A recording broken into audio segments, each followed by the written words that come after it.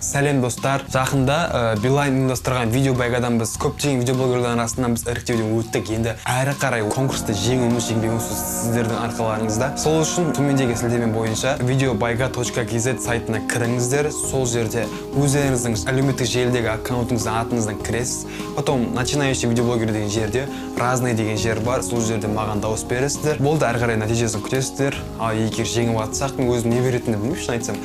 Бірақ егер ұтып атса, бәріміз алматыда қыдырамыз. Туса-жуса қалжың. Ал қазір жаңа видео.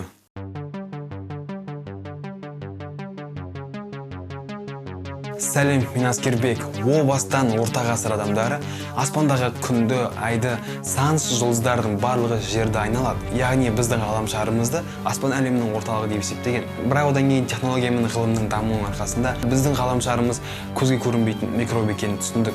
Тіпті микроскоппен қараған өзінде де оны байқау бізге қиындау. Адамдар ғаламның үлкен екенін түсінгеннен кейін өз секілді тіршілік иелері болуы мүмкін екенін түсіне бастады. Біздің күніміз сияқты миллиардтаған жұлдыздар бар.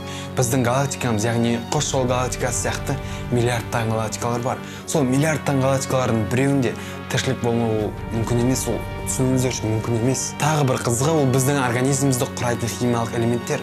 Адамның бойында ең көп таралған химиялық элементтер бұл сутегі, оттегі және азот. Ал дәл осы элементтер біз білетін ғаламда да ең көп таралған элементтер болып табылады. Яғни біз сияқты сутегі мен оттегіден тұратын тіршілік иелері болуы мүмкін деген сөз. Ал енді сіздер ойлаған боларсыздар, осыншама үлкен ғаламда шынымен де өзге ғаламшарлықтар болса, онда неге осы уақытқа дейін олар табылмады? НЛО қайда? Айтшы маған, Аскербек, НЛО қайда? Неге таппай жатырмыз біз оларымызды? Айтшы маған, Аскербек. Бұл сұрақ маған да қызық. Осы сұраққа көптеген ғалымдар, астрофизиктер өздерінің пікірін айтқан болатын. Және соның ішіндегі көпшілік қолдаған гипотеза бұл НЛОның даму деңгейі жоғары, сондықтан олар бізді саналы организм қатарына жатқызбайды. Аскербек, сен не айтпысың? Адамдар радио, теледидар, интернет барлығын ойлап тапқан. Тіпті Майнкрафт, шо ғарышта бағындырған олар. Не айтпысың, сен ойланып шамалы деп ойлауларыңыз мүмкін. Ал енді сізге барлығын қарапайым тілмен түсіндірейін. Біздің ғаламшарымыздағы ең ақылды әрі саналы тіршілік иесі бұл біз, адамдар. Ал мынау маймыл шимпанзе.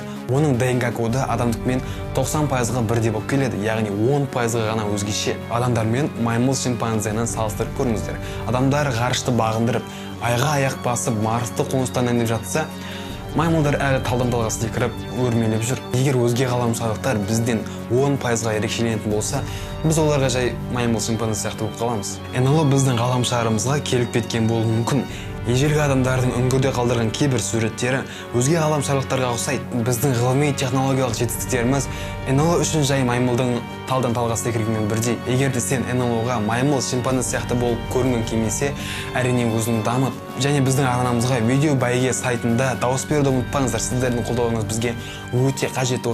Ауадай қажет болып тұр ғой сіздердің қолдарыңыз бізге. Сондықтан сайтқа кіріңіздер, дауыс беріңіздер. Және біздің арна ұйымдастырып жатқан конкурсқа қатысыңыздар. Күн біздің арнамыздан футболка ұтып қаласыздар, кім біледі. Сондықтан қатысыңыздар, дауыс беріңіздер. Видеоны қарағандарыңыз үшін үлкен рахмет. Сіздердің болған мен Аскербек. Менің көрермендерім маған дауыс береді. Барлығына привет. Пока.